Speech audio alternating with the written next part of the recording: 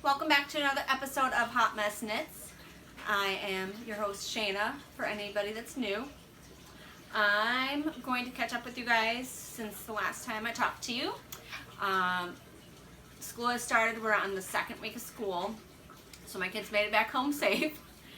We spent a handful of days with my parents while they were here. I think they were here about 4 days. So that was nice. They were able to stay even just for a couple of days to have more time with them before they headed back to Wisconsin. The kids had a blast. They already missed being in Wisconsin. They missed home, but they do miss all the memories and things from Wisconsin. So like I said, school has started. I've already been subbing at school, so I've been busy, and that's just kind of where we're at. And so I want to just quick jump into my FOs, and I was able to finish a couple of things, and I'm always happy for finished objects.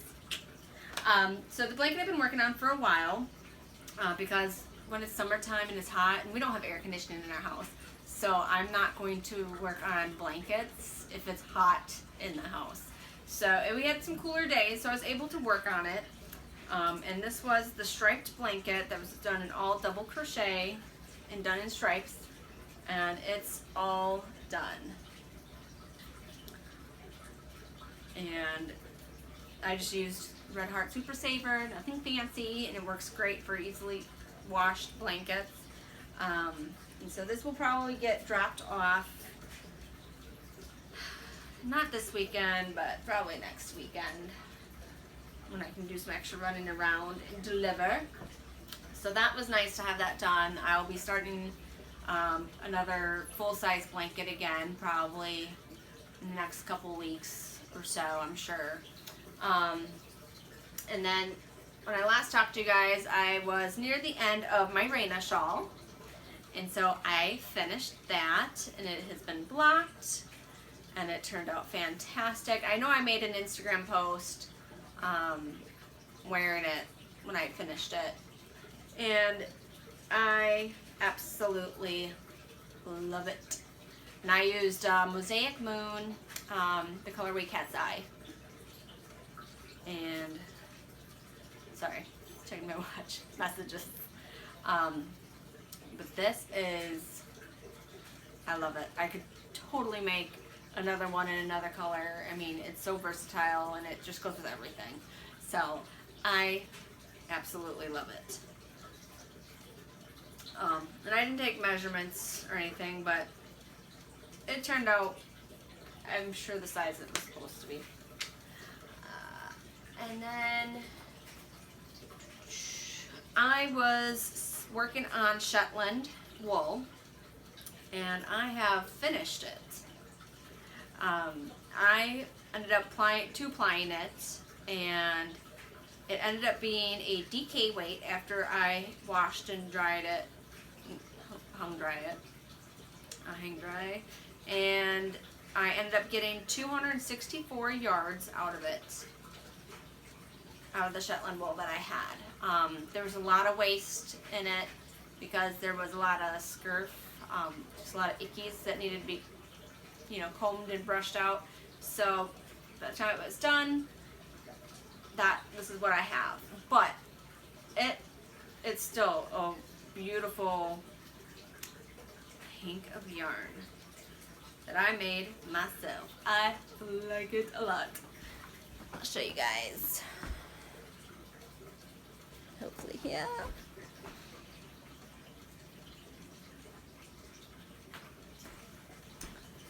But no clue what I'm going to make with it yet. It's going to go in the stash bin. It'll be something at some point. And then my most excited finished object, I have not blocked it yet, but it is done.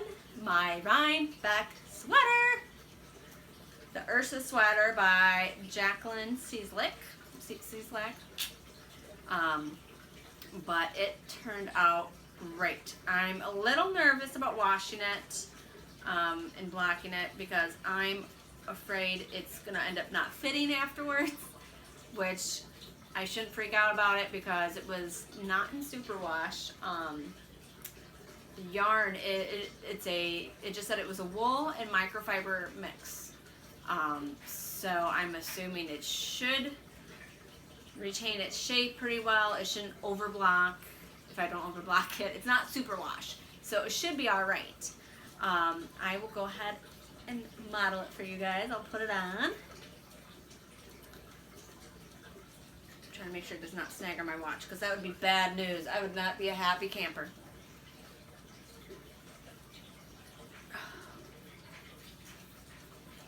It's the cropped sweater.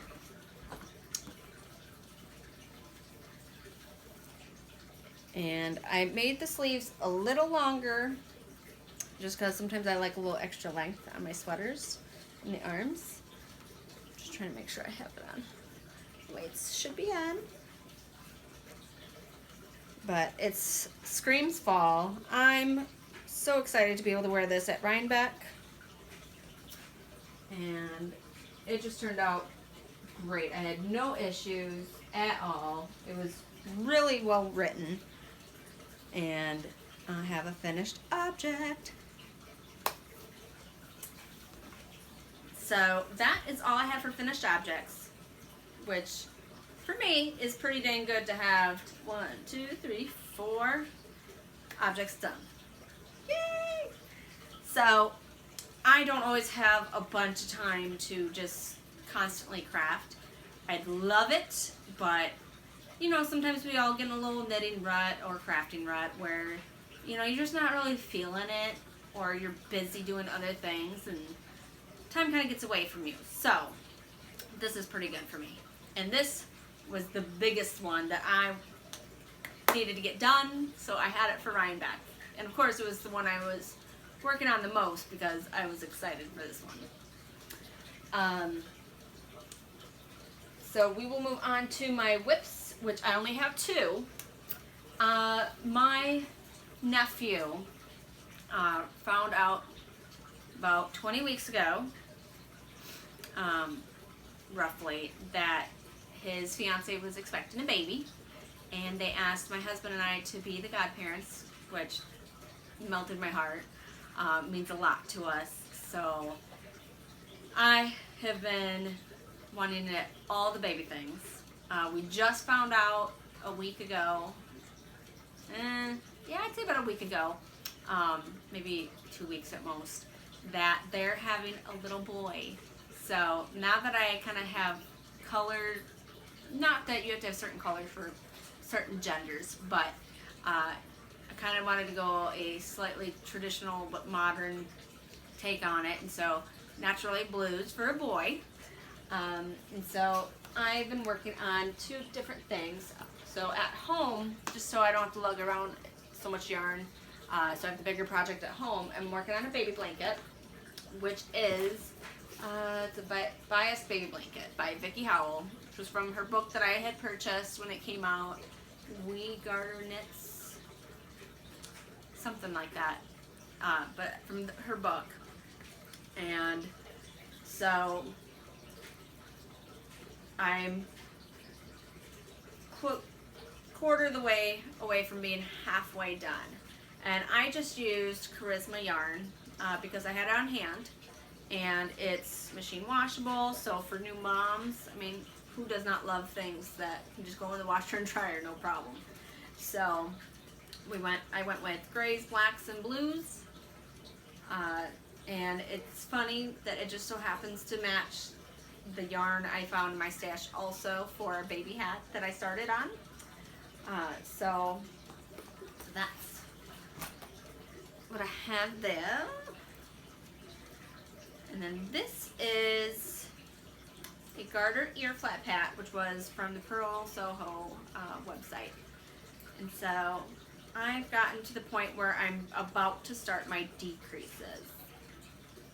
So I've got ear flap, and then it's going to decrease. And it actually, I don't have a picture of it because I don't have the pattern sent with me, but it kind of almost comes to a point, almost like a, not quite a gnome hat, but I guess almost to me that's what it reminds me of, but it's adorable. You put a little tassel at the top, it's cute. So I'm really excited. And so it's got, I mean, they're obviously not identical, but they're similar, and so I thought that was really cute to have it be in similar colors to kind of match.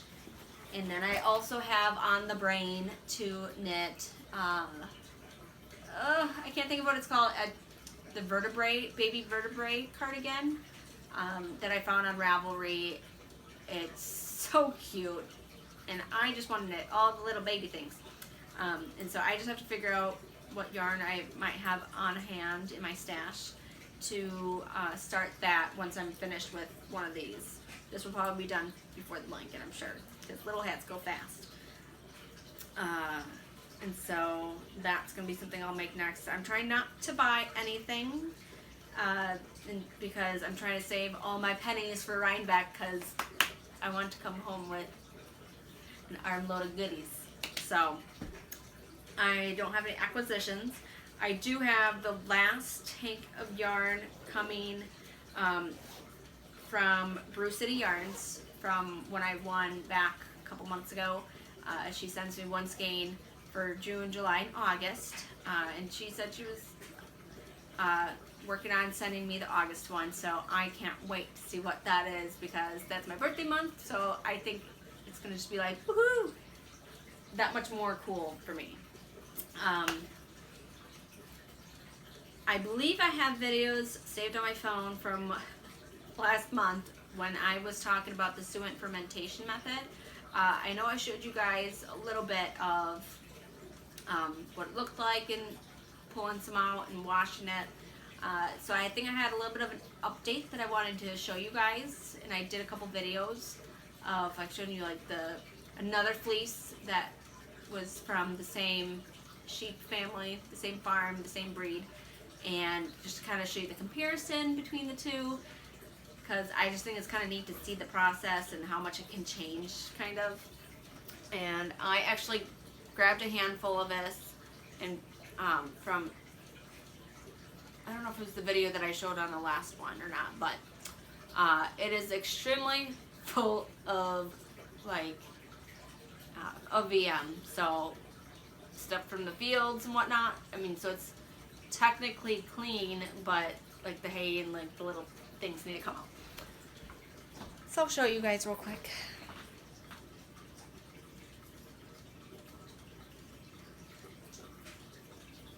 But the big thing is that like most of the lanolin is out, any icky like poo and stuff like that is out. So I mean, it's actually pretty white, and it's clean. It just needs to be kind of flicked out, and then it's, you know, all the debris will fall out and ready to spin. So yeah, that's all I've got, guys. Hopefully, I mean, now that school is in session, it's easier to podcast on like days that I'm home, that I'm not working. I mean, it might come to a point where it'll be a little further spaced out because I'm working a lot, or I just don't have enough things to show you. But I am hoping to podcast either right before Rhinebeck or after we get back, and make a little montage of everything that is Rhinebeck. But I really want to do a separate Rhinebeck video, so I think I'm going to do one that's right before Rhinebeck, and then I'll do a separate one that's just Rhinebeck fanatic video, and then, you know, we'll resume to regular podcasts after that. So we'll wrap it up. I hope you guys have an awesome time knitting and crafting and doing you, and I'll catch you guys later. Peace out.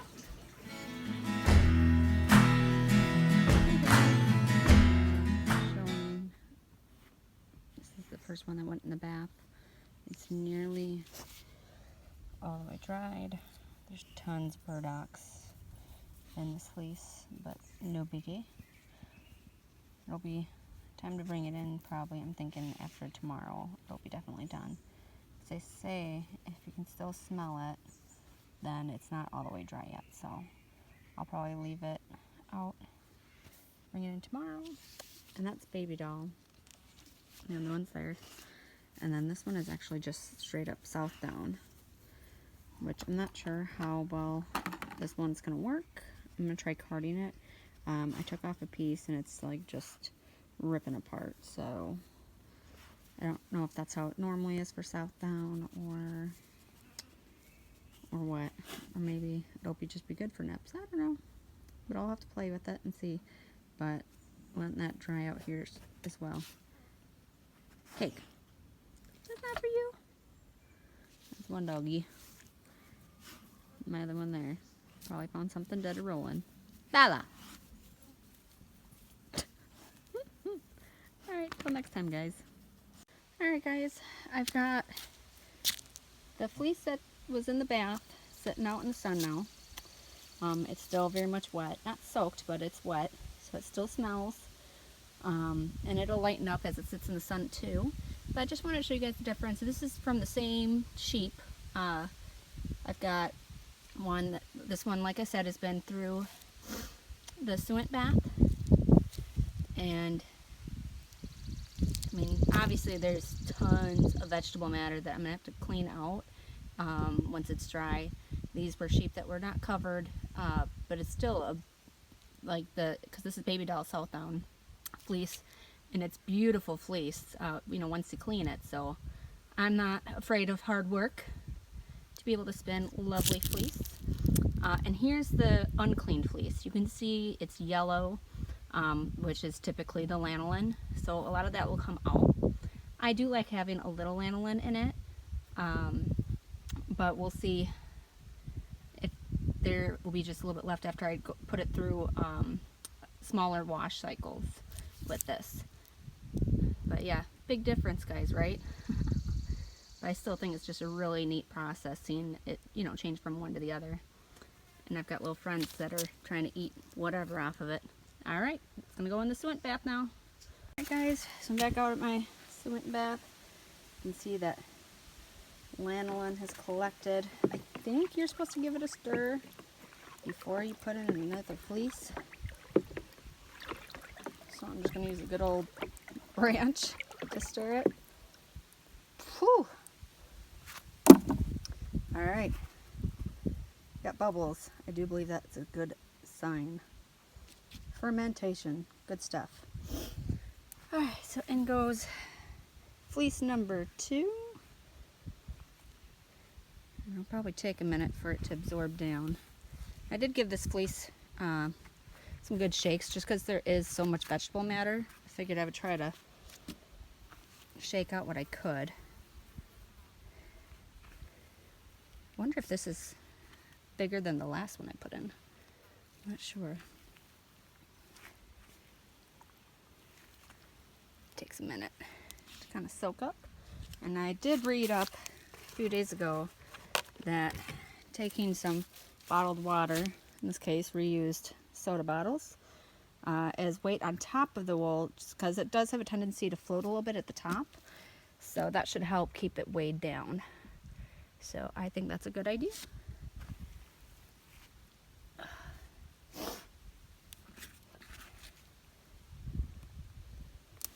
Oh, the branch is gonna break it on me. Just help it along here. So I don't want to leave this exposed to bugs for too long.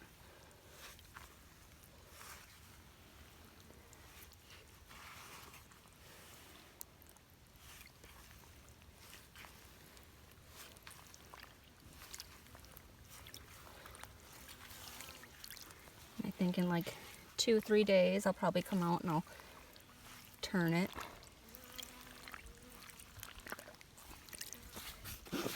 There, see, it's starting to slowly soak up that good old stanky water. And I will do a video recap in a couple days when I come out to check it out. here is the second fleece that just came out of the Suint bath. I noticed I have, I don't know if it's mineral deposits from my hose water in the bucket, or if it's something from the fleece, I don't know, or if it's red algae, but there's definitely a film all over the side of the bucket, so I'm not sure. I might restart my Suint bucket and collect rainwater and just hold off on it. Not sure, but I mean, it still cleaned my fleece. It's still wet. I'm actually going to rinse it some more with the hose and put it up to dry. But I mean, it's a lot wider than it was in that other video when I showed you guys the one that was going in the Suint bucket next after that first one that I had out to dry. So there is a big difference, and the flies are crazy. Yeah, so nice and white. So I'd say it did its job.